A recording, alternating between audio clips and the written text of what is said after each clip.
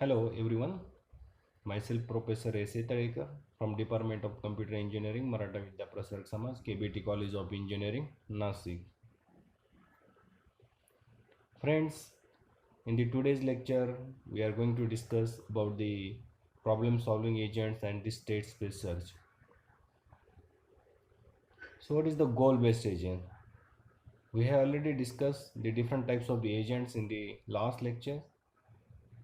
So goal based agents, it is nothing but the goal is given. So formulation, goal and the problem given is initial state and goal to reach the specified goal to a state through the execution of the appropriate actions. So we have to search for a suitable action sequence and execute the actions.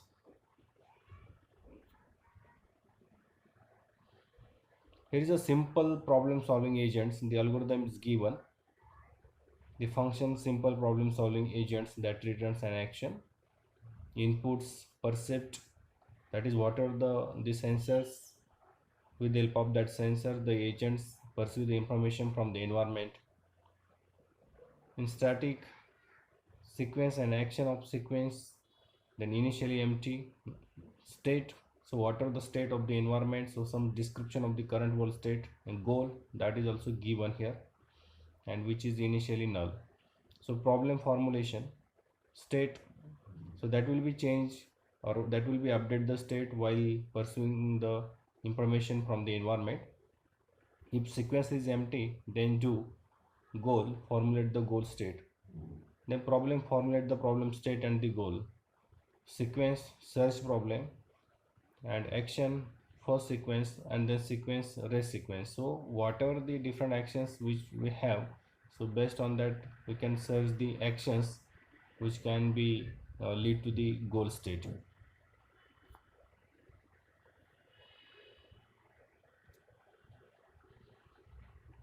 Now problem formulation, what the attributes which are required while formulating the problem.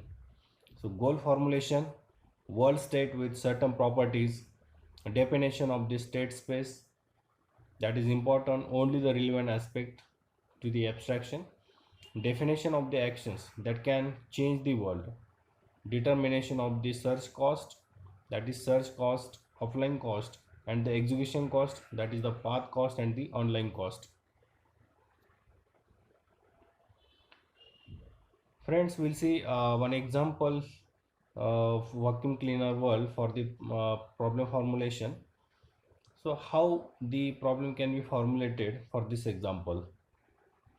So world state space, so two positions, left and the right, then dirt or no dirt. This is what the state of the environment, we can say that. So 8 world states, successor function, that is actions, what actions we have to apply, whether we have to move to the left or right or circle. Goal state is that there should not be any dirt in the room. And path cost, 1 unit per action. So how many actions that we have taken to achieve the goal, so that is nothing but the path cost. So you can see here the vacuum cleaner state space. So initially the state is given, then goal state is also here defined, that is there should not be a dirt. So from the initial state we can check here whether there is a dirt. So whatever the position of vacuum cleaner and the state of that environment, so based on that information it perform the action. So if there is a no dirt, then it move to the right. If it is at the right and there is no dirt, then it is moved to the left. So these are the actions that can be performed, and if there is a dirt, then it can be served. Now another example here we'll consider missionaries and the cannibals. That is very famous problem or famous example. So what is the informal problem description? So there are 3 missionaries and 3 cannibals which are on one side of the river and they wish to cross that river. A boat is available that can hold at most two people and at least one.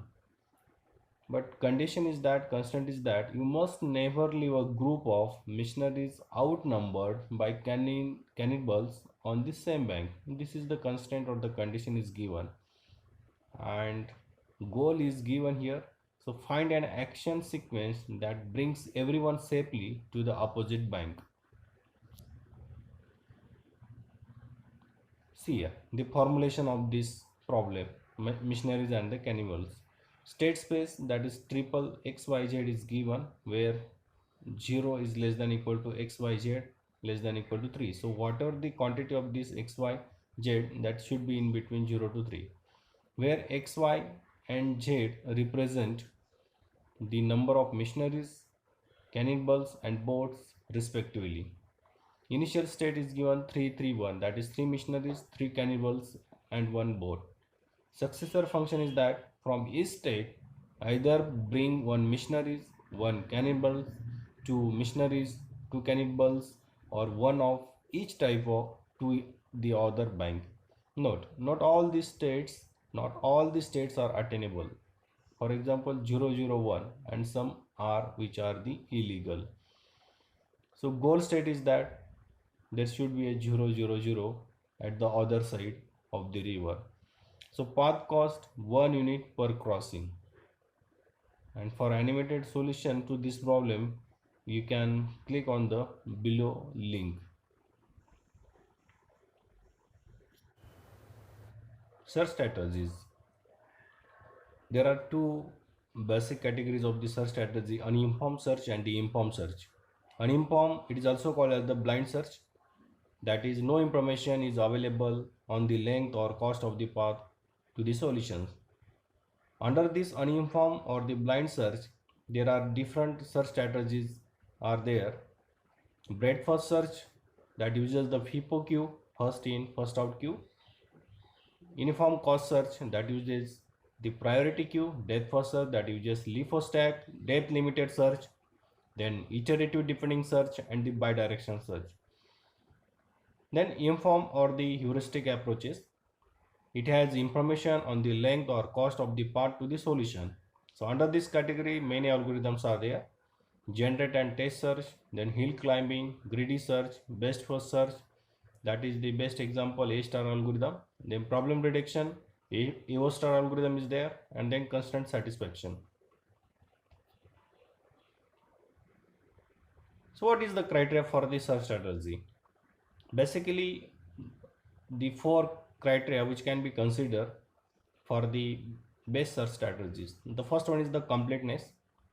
Is the strategy guaranteed to find a solution where there is one? The time complexity, how long does it take to find a solution? Then space complexity, how much memory does the search requires? And optimality, does the strategy find the best optimal solution, that is with the lowest path cost? So first of all, we see breadth first search, that is the uninformed search strategy. It is common method of the blind search, and nodes will be expanded in a FIFO, that is first in first out order. So the algorithm is given here, breadth first search. So let fringe be a list containing the initial state. So fringe, that is nothing but the list of nodes which are not expanded yet. So loop, if fringe is empty, then failure, then node, otherwise node, then remove the first node from the fringe once it is expanded. If node is a goal, then it return the solution, it return the path from the initial state to that node. Else generate the successor of that particular node and merge the newly generated nodes into the fringe list. Add generated nodes to the back of the fringe and end loop. So here back is very important. So whatever the nodes are generated which are or which can be the back of that fringe list. So see the example here, BAPS is illustrated. In the first diagram, the fringe A, that is the initial state, is given. After expanding this A, so it will give the B and C, then fringe C, D, E. So we can see here, so whatever the new node is generated which is at the back of that fringe list. Then we can see figure number 4, that is fringe DEDZ. So A, B, C. So B is expanded to DE, and then C is expanded to DG. Then figure number 5. So after expanding the B and C, then next expanded D is expanded, and when D is expanded, it gives the C and F, right? So you can see here, so it works, that is the breadth-first search, that is from left to right and from top to bottom. So initially A is expanded, then it gives its successor, that is B and C, then B is expanded, and then C is expanded, and once C is expanded, then B will be expanded, D to it generates its successor D to E, and then C is expanded, it generates its successor D and G. So in this way the breadth-first search works.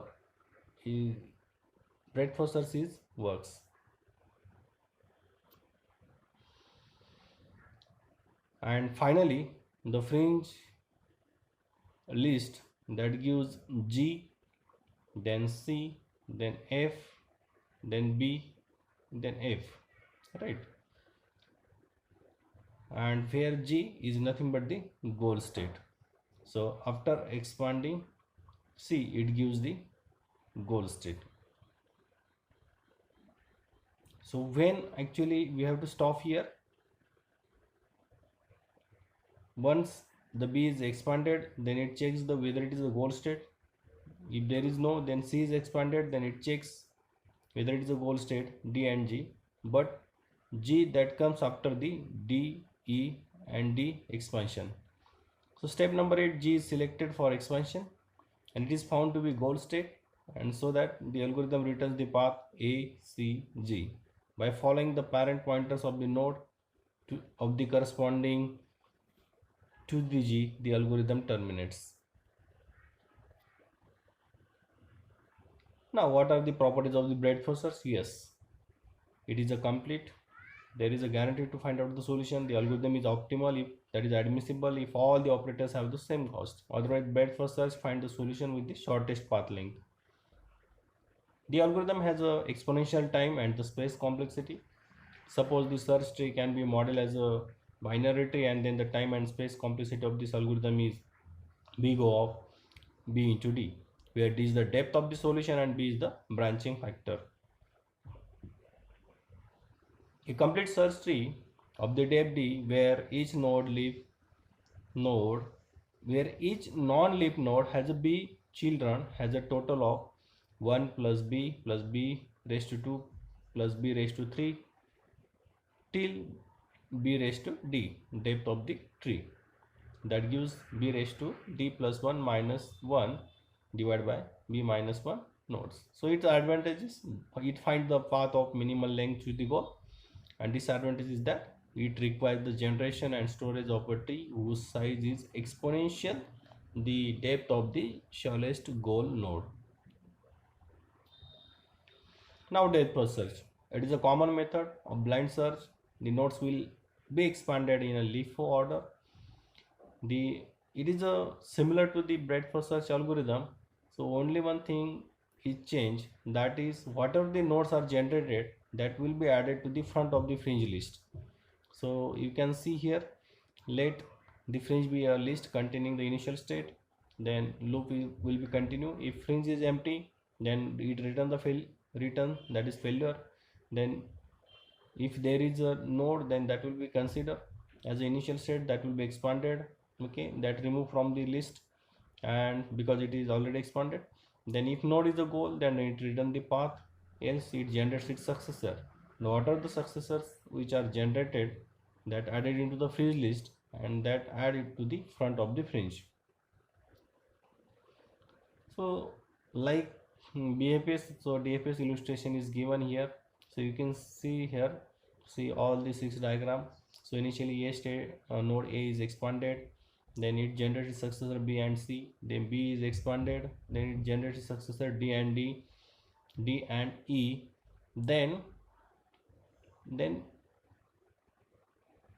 D is expanded. So initially A is expanded from the figure 2, then B is expanded from the figure 3, then D is expanded from the figure 4, and the fringe list is C, F, E, C, and then finally C is expanded and that return the goal state. So fringe G, F, E, C, that is a goal state is found, and solution path is nothing but A, B, D, C, G, that is written. So properties of the DFS, so it takes exponential time, it is not complete. If the search tree has an infinite path, the algorithm may not terminate. The complexity is given here, time complexity big O of B raised to n. So where n is the maximum depth of the search tree and B is the branching factor. Space complexity is B of big O of B into n. Now depth limited search.